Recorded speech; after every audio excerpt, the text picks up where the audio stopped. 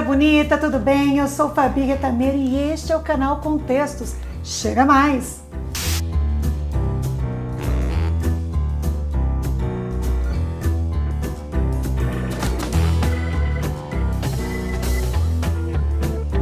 Bom, galera, no vídeo de hoje nós vamos falar sobre o parnasianismo, isso mesmo. E para quem não sabe, o parnasianismo é poema, é poesia. E aí, se você é apaixonado pelos versos, apaixonado pelas estrofes, pela musicalidade dos textos, fica comigo porque você vai amar este vídeo. Agora, se você não é do tipo que tem o coração pulsando por textos poéticos, não precisa sair não, porque o parnasianismo, o tipo de poesia parnasiana, também é para você. Mas antes de continuarmos e de falarmos propriamente desse texto parnasiânico, já quero pedir para você curtir este vídeo, se inscrever no canal se não é inscrito, né? E compartilhar assim com todo mundo. Aliás, já acione o sininho de notificações para ficar por dentro de tudo. E se você quer saber alguma coisa, quer que eu faça uma resenha sobre algum livro, ou sobre alguma escola literária, ou gostaria de saber um pouquinho mais sobre algum conteúdo, né, gramatical e outras coisitas mais, escreve aqui nos comentários porque eu posso preparar um vídeo especialmente para você que está pedindo um determinado assunto. Mas vamos lá, então, o que é o parnasianismo? O parnasianismo, pedagogicamente falando, ele pertence a uma época artística no Brasil chamada de época realista. E o que foi a época realista? A época realista reuniu três estéticas: o realismo, o naturalismo e o parnasianismo. Aliás, se você ainda não assistiu os dois vídeos que nós temos neste canal falando sobre realismo e sobre o naturalismo, eu vou deixar os cards aqui acima para que você possa dar uma espiadinha depois que assistir este vídeo sobre o parnasianismo. Mas quais são as diferenças que nós temos nessas escolas, irmãs, né? Nessas escolas que acontecem tudo numa única época. O realismo, eu costumo dizer que é uma fotografia social, uma fotografia da realidade, das personas, né? No caso nosso, uma fotografia da sociedade brasileira. O naturalismo, ele faz um zoom naquilo que são as chagas, as maldades, as mazelas da sociedade. Portanto, tudo aquilo que é pior, mais putrificado, é o que o naturalismo traz. E o parnasianismo? Quais são as características do parnasianismo? Bom, o parnasianismo não vai fazer foto da sociedade, o parnasianismo não vai fazer um zoom nas mazelas da sociedade, nada disso. O parnasianismo, ele vai trazer um poema estruturado, um poema mais que busca a perfeição. Isso próprio do pensamento materialista, do pensamento cientificista deste momento histórico. Então, o cientificismo que nós vemos ali, essa visão, né, mais antropocêntrica, mais racional, que nós encontramos manifestadas de uma maneira diferente no naturalismo, no realismo, nós encontramos com a busca de uma poesia perfeita, de um poema perfeito ali no parnasianismo. Por isso que muitas vezes o parnasianismo é muito criticado, porque ele não busca o sentimento. O parnasiano não faz poemas sobre amor, sobre aquilo que estão sentindo, né?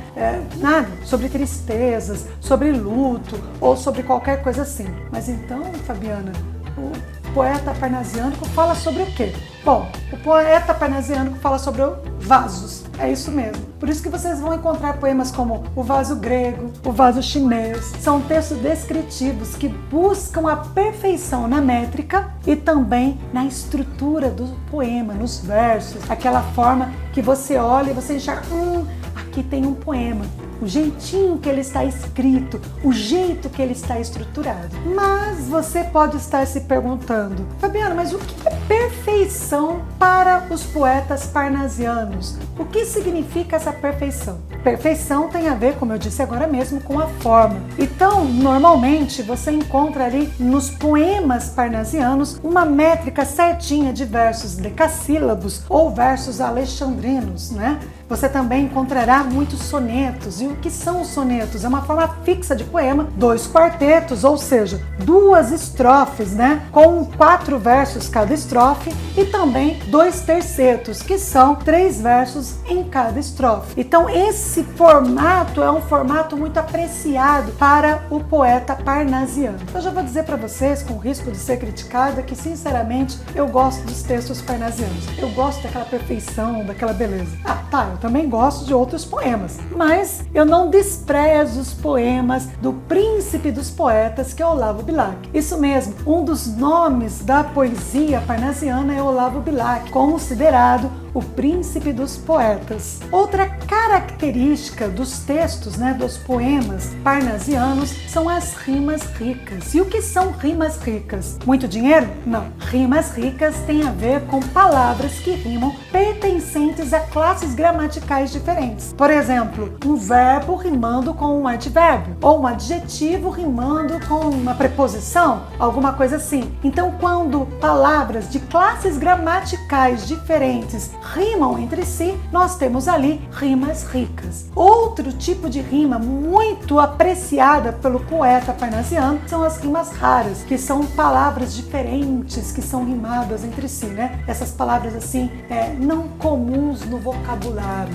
Então, esses tipos de rimas são apreciadas por esses poetas, porque trazem para o texto uma certa perfeição, uma certa riqueza. Outra característica que vamos encontrar é a língua padrão. O texto parnasiano ele não vai trazer assim o coloquialismo, a palavra, o coloquial, mas sim a língua padrão, bonita, bem estruturada, conforme os gramáticos gostam. Essa é a língua utilizada por esses poetas. Os poetas parnasianos eles vão dizer que o texto deles é a arte pela arte. E o que significa dizer que é a arte pela arte? Quer dizer que o compromisso deles não é com o sentimento, mas simplesmente com a arte. E é por isso que eles têm todo esse cuidado, todo esse culto à forma, porque é esta forma que para eles vai dizer, vai manifestar realmente uma arte equilibrada, bela e difícil de ser feita.